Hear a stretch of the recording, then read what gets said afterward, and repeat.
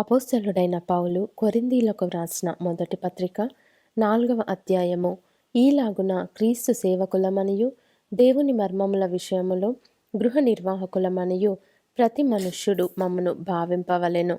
మరియు గృహ నిర్వాహకులలో ప్రతివాడును నమ్మకమైన వాడయుండుట అవశ్యము. మీ చేతనైనను ఏ మనుషుని చేతనైనను నేను విమర్శింపబడుట నాకు మిక్కిలి అల్పమైన సంగతి. నన్ను నేనే విమర్శించుకొనను. నాయందు నాకు ఏ దోషమును కానరాదు. అయినను ఇందువలన నీతిమంతుడనుగా ఎంచబడను. నన్ను విమర్శించువాడు ప్రభువే.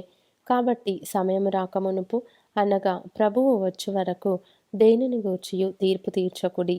ఆయన అంధకారమందలి రహస్యములను వెలుగులోనికి తెచ్చి హృదయములలోని ఆలోచనలను బయలుపరచినప్పుడు ప్రతివానికిని తగిన మెప్పు దేవుని వలన కలుగును.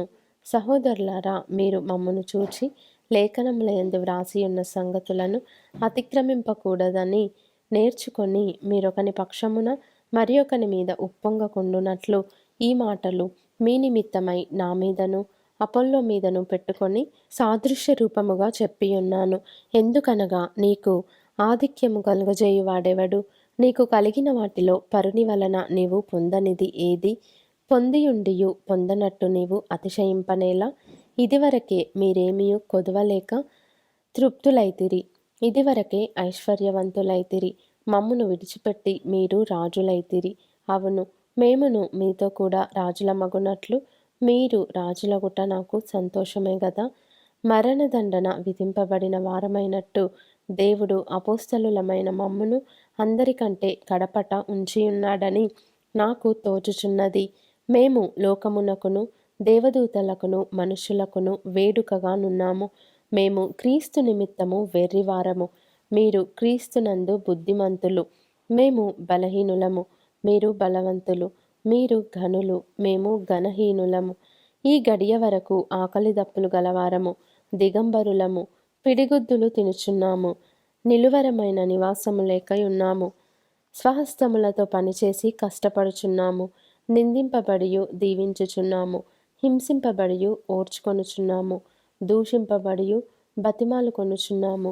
లోకమునకు మురికిగాను అందరికీ పెంటగాను ఇప్పటి వరకు ఎంచబడి ఉన్నాము. మిమ్మును సిగ్గుపరచవలెనని కాదు గాని నా ప్రియమైన పిల్లలని మీకు బుద్ధి చెప్పుటకు ఈ మాటలు వ్రాయుచున్నాను. క్రీస్తునందు మీకు ఉపదేశకులు 10,000 మంది ఉన్నను, తండ్రులు అనేకులు లేరు. క్రీస్తు యేసునందు సువార్త ద్వారా నేను మిమ్మును కంటిని గనుక మీరు నన్ను పోలి నడుచుకొని వారై ఉండవలెనని మిమ్మును బతిమాలుకొనుచున్నాను.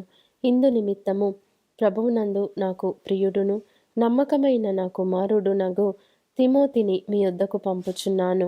అతడు క్రీస్తునందు నేను నడుచుకొను విధమును అనగా ప్రతి స్థలములోను ప్రతి సంఘములోను నేను బోధించు విధమును మీకు జ్ఞాపకము చేయును. నేను మీ యొద్దకు రానని అనుకొని కొందరు ఉప్పొంగుచున్నారు.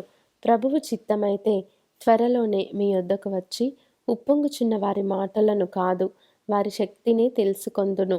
దేవుని రాజ్యము మాటలతో కాదు, శక్తితోనే ఉన్నది. మీరేది కోరుచున్నారు? బెత్తముతో నేను మీ యొద్దకు రావలెనా? ప్రేమతోనూ సాత్వికమైన మనస్సుతోనూ రావలెనా?